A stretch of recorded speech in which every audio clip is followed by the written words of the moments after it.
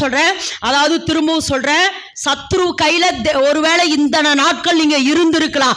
இனி நீங்க விடுதலை ஆகிற நேரம் வந்துருச்சு. எல்லாரும் ஆமென் என்று சொல்லுவோம். நீங்க விடுதலை ஆகிற நேரம் வந்துருச்சு. இப்ப நீங்க விடுதலை மாத்திரம் இல்லமா, சத்ரு எந்த அளவுக்கு நொறுக்குனானோ, சத்ரு எந்த அளவுக்கு வேதனைப்படுத்தினானோ, அந்த அளவுக்கு அவங்கிட்ட ஆமா இருக்கிற ஆசீர்வாதங்கள் எல்லாம் கொள்ளையாடுகிற அளவுக்கு அல்லது கொள்ளையிடுற அளவுக்கு கர்த்தர் உங்களை ஒரு பராக்கிரமசாலியாய் மாற்றுகிறார். அடுத்து வாசிங்க வேக வேகமா. 1-2 ராஜாக்கள் 7:16. சீரியருடைய பட வாசிமா.